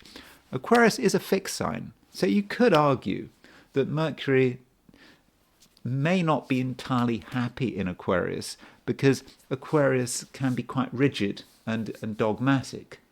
Yet you think Aquarius is an air sign. Okay, there's a certain amount of intellectualism to an air sign which Mercury might appreciate. And as I said earlier, Mercury does rule the air signs by night, not by day, at least using the system suggested by William Lilly. So if you are born by night and you've got Mercury in Aquarius, your Mercury has dignity by nature of being in an air sign. If you're born by day, that dignity doesn't exist. I mean, I have heard someone suggest, or people suggest, that maybe Mercury is exalted in Aquarius. Mercury is not exalted in Aquarius. You can't say absolutely that Aquarius is a wonderful sign for Mercury to be in. You do have to look at the overall chart, and you do have to consider whether it's a daytime chart or a nighttime chart. And I think at this stage it might then be a good idea to look at a few people who have Mercury in Aquarius. And a lot of these people I've already talked about, so I kind of want to go through a list, if you like. That's a bit boring, going through a list. Someone who has been in the news a lot recently is the leader of the German right-wing party Alternative for Deutschland, the AfD. Alice Weidel has the Sun and Mercury both in Aquarius. And so when someone has got the Sun and Mercury in the same sign, there is an issue of combustion. Mercury doesn't always work well when it's close to the sun, because the sun can be quite overwhelming. Now, I don't know enough about Alice Weidel to know whether or not that sun combust. That Sun-Mercury conjunction is working in a combust way. Is she sort of burning herself out? But from what we know of Alice Weidel, she does seem to be independent-minded. She doesn't seem to be too bothered about causing offence, and she's telling things as she sees it. I mean, you might disagree with her, you might agree with her, but it's kind of very Aquarian, her message. She believes that something has to be changed. She believes that immigration needs to end. She believes that the Green New Deal is garbage. She believes that Germany needs to reindustrialize, and she's going to say it, and she doesn't care about the criticism. And you could also say, in terms of her lifestyle, I think she has a same-sex relationship with someone from a different culture. I can't remember where from. Someone different ethnicity. I can't remember where it is. Is it Sri Lanka? I'm not quite sure. But there is something very Aquarian about Alice Weidel, and she's got Sun and Mercury in Aquarius, and Mercury in Aquarius is how she communicates. She says it as she is, and of course she's just had an interview with Elon Musk, which was very, very controversial. And turning to other people with both Sun and Mercury in Aquarius, the writer Bill Burroughs, a celebrated American writer, considered to be one of the best American writers, has Sun and Mercury both in Aquarius. I don't know about that combustion, but you get a full dose of Aquarius. In terms of his writing, he wants to do things differently. He doesn't care who he shocks or upsets. He was writing about drugs and sexuality in the 40s and 50s, so you could say he was ahead of his time. He was a part of the Beat generation, and that would fit with Sun and Mercury in Aquarius, being quite futuristic and not really caring who he offends, maybe even delighting in those he offends, delighting in causing offence. So that is a possible way of looking at it. Now, if you have got the Sun and Mercury in Aquarius, you always have to watch out for objectivity. And Supreme Court Justice Brett Kavanaugh has the Sun and Mercury in Aquarius. They're not entirely combust. So, I mean, his Sun and Mercury are 8 degrees apart. So he is a Trump appointee to the Supreme Court.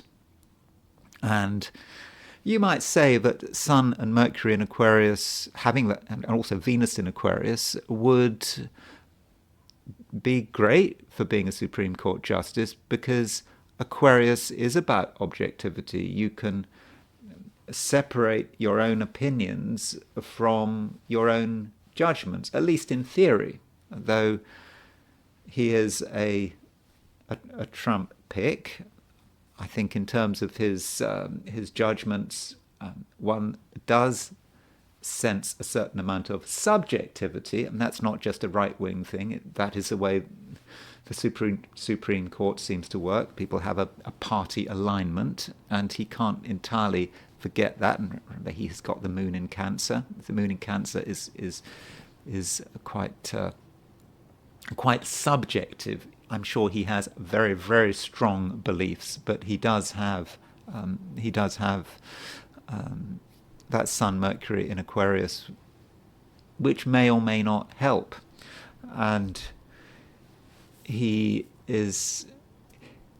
not the only recent Supreme Court justice to have Mercury in Aquarius.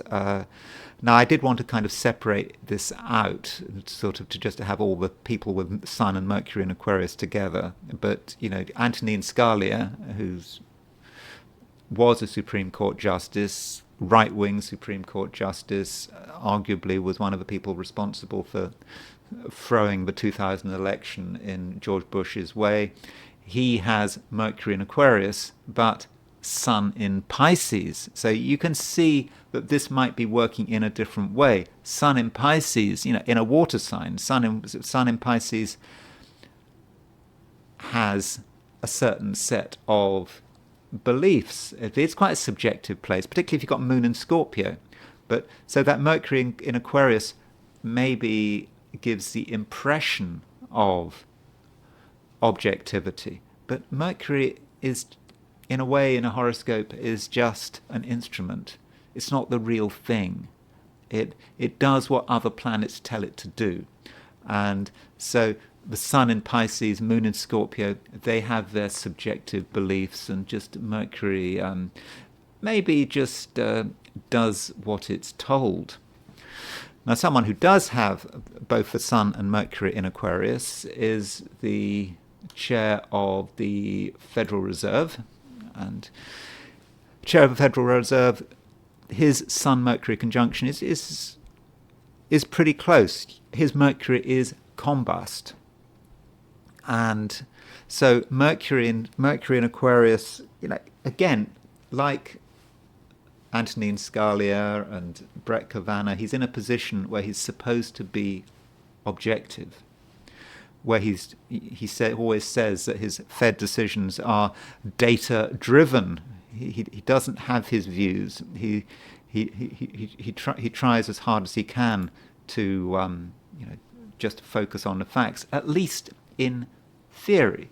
But in practice, that Sun-Mercury conjunction is maybe just a little bit close, too close. And I get the impression that Jerome Powell is not a great chair of the Federal Reserve. I think he thinks he is, Sun-Mercury conjunction, but he tends to act too quickly or too slowly, and he thinks he can be like Paul Volcker, but somehow he constantly sort of seems to get it wrong, seems to get his timing wrong, and perhaps that Sun-Mercury conjunction is actually getting in the way of his objectivity.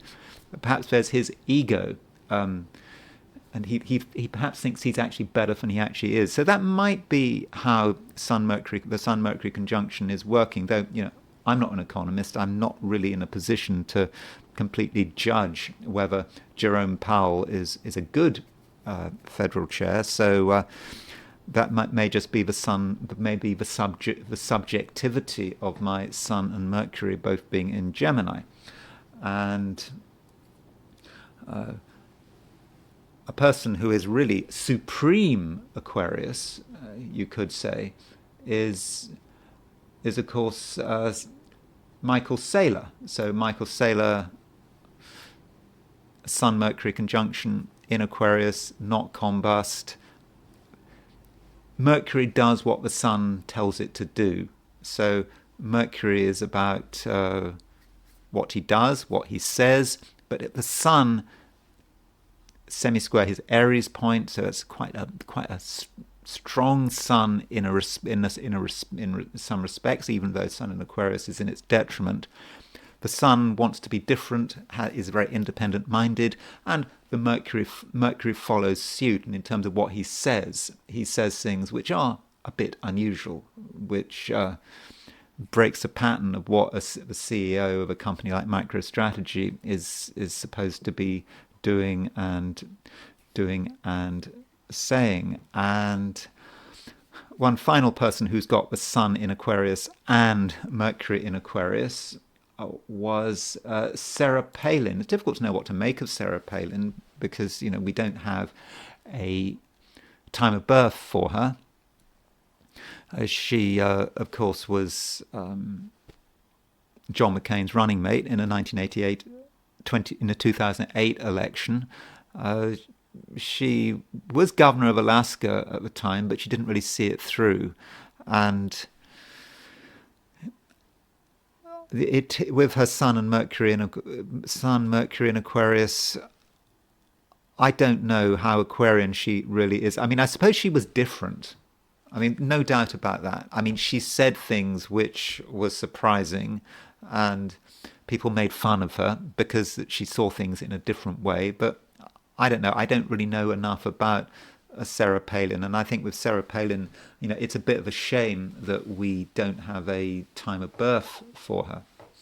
Now, for some reason, I only have one person who has got their sun in their Mercury in Aquarius and their sun in Capricorn, and that's the sort of outgoing Archbishop of Canterbury, Justin Welby. So Justin Welby, he's the Archbishop of Canterbury, but I don't know if he's still Archbishop of Canterbury, but he had to go because I think he resigned because he had not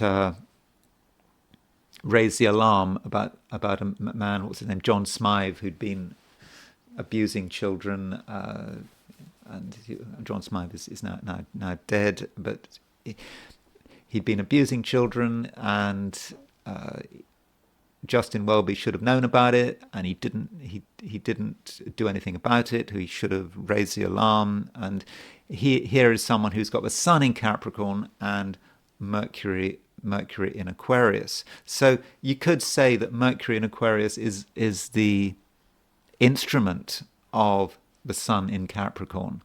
So Mercury in Aquarius tries to be objective and forward thinking, but the sun in Capricorn maybe is here as a man who is maybe looking after his own interests, is focusing on his position as Archbishop of Canterbury and getting through the church hierarchy. I mean, he went through the church hierarchy really quickly. I mean, he came into the priesthood pretty late, but he just constant promotion after promotion after promotion until he got to be Archbishop of Canterbury.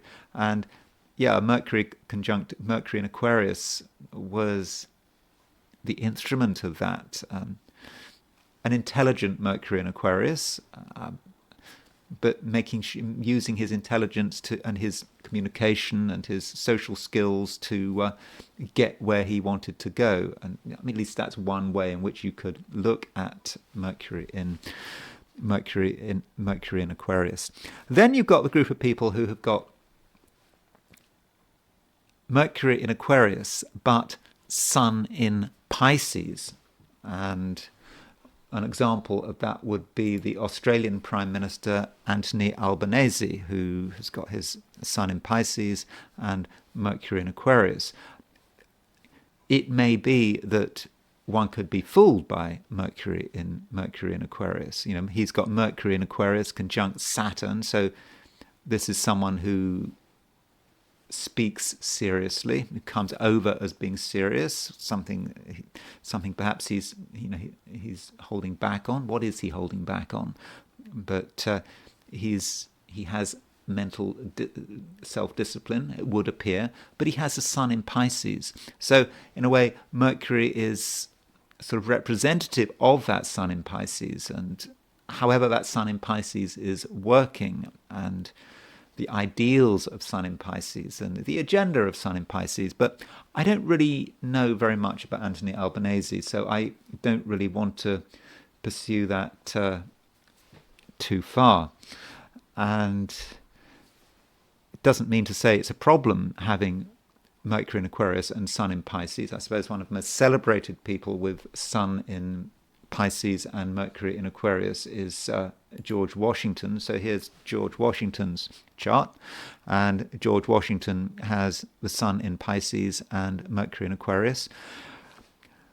Sun in Pisces, it's a very feeling place for the Sun. It's quite a good place for someone who is involved in the military and politics, because you know what the people want and you perhaps know what the enemy is going to do next. That can be an advantage if you're a general, having a lot of water in your chart, being able to anticipate the enemy's actions, but not getting completely caught up in it. Mercury in Aquarius is about ideas, and it's about perspective, and realizing that you do need a certain sense of distance. I mean, you look at George Washington's, farewell address. That's a very sort of Mercury in Aquarius thing, his farewell address. He talked about lots of things, but he was very much advocating for America to maintain its independence, not to get caught up with European battles. If you've come to America, if you're an American, this is your country. You should, forget where you came from. You shouldn't get caught up in, European wars. Mercury in Aquarius, wants to keep that distance. Of course, America, certainly under Biden, was completely forgetting George Washington's farewell address and getting involved in European conflicts, maybe because certain people involved in the State Department had ancestral ties to Europe, and they were kind of fighting these ties and wanting to fight old grievances in Europe, and that was messing up American foreign policy, not concentrating on China, instead concentrating on Ukraine.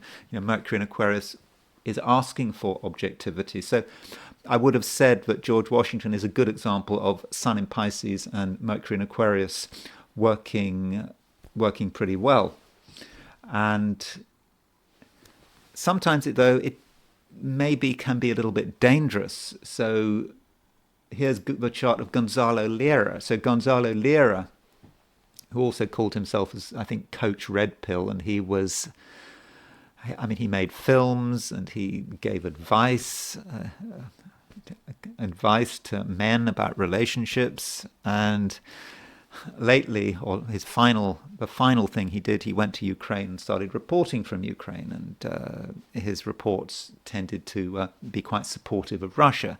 And in the end, the Ukrainians arrested him and effectively killed him.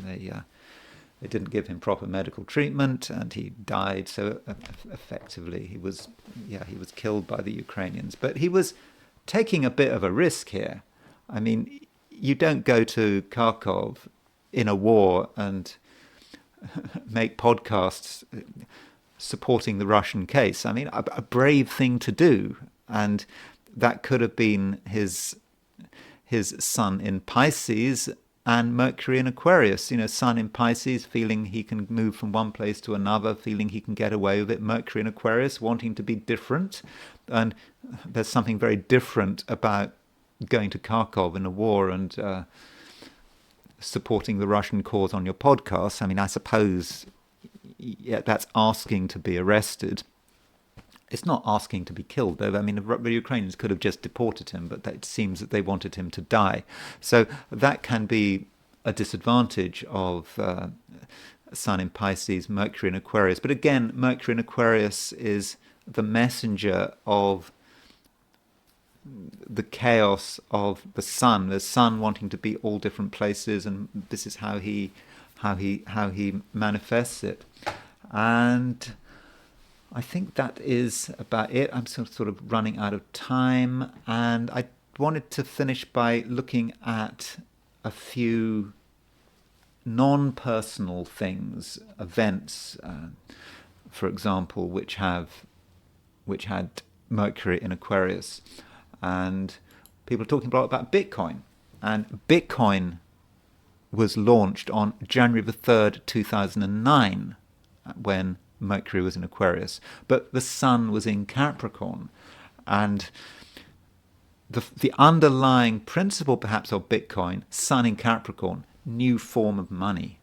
And we've got Sun in Capricorn, Mars in Capricorn, Pluto in Capricorn, Jupiter in Capricorn. It's actually about money. And I don't know whether Bitcoin can be counted as a currency or a security or whatever it is, but this is the launch. But Mercury in Aquarius is how it is communicated. There is a Mercury at 2 degrees Aquarius. How that intention is communicated, and it's communicated as something independent-minded, free-thinking, all that sort of Aquarius side of liberating oneself, being free from government, having perhaps a libertarian streak. Interestingly, Bitcoin's Mercury at 2 degrees 48 is being aspected by Pluto. So Pluto is moving towards a conjunction of Mercury. And Saturn is making a semi-square. What is it? Saturn is making a semi-square to Bitcoin's Mercury. Where is Saturn at the moment? Saturn today is at, if you're interested, Saturn's at 1703 Pisces. So, last time I looked, Monday morning, Bitcoin was down quite a lot. Bitcoin got over 100,000, went to over 100,000. I think it was around 100,000, but it's getting hit quite a lot. I mean, I don't know what's going to happen in the future. Everyone is saying that Bitcoin is going to go up. Maybe it is, maybe it isn't. I don't know, but that Mercury in Aquarius, which is being hit by Pluto, getting a semi-square to Saturn, and it does certainly say something about the image and about how Bitcoin tries to present itself. And another thing that happened when Mercury was in Aquarius was Brexit. This is when Britain left the European Union, and this happened when Sun was in Aquarius, Mercury is in Aquarius, and that might just be pure Aquarius. Aquarius is ruled by Saturn. Saturn is about endings, breaking ties. Sun and that Sun Mercury in Aquarius is about being independent, and that was what it was all about. When I was looking at this chart of Brexit, maybe I'll look at it again in more detail. What I noticed about this chart is that the Moon is not in a good position. Moon is right at the end of Aries. And in fact, the first thing that happens when it moves out of Aries is it moves to a conjunction of Uranus. And so, regardless of what one thinks about Brexit, I think the date of Brexit was dreadful. It was a dreadful time for Britain to leave the European Union. They certainly weren't. Maybe they were consulting an astrologer, but I don't think they were. This is not a chart selected by an astrologer, and look at Pluto on the IC. And the Saturn-Pluto conjunction. I was just talking about the Saturn-Pluto conjunction a few days ago. So it happened at the time of the Saturn-Pluto conjunction. Saturn-Pluto conjunction was on the IC when Britain actually left the European Union.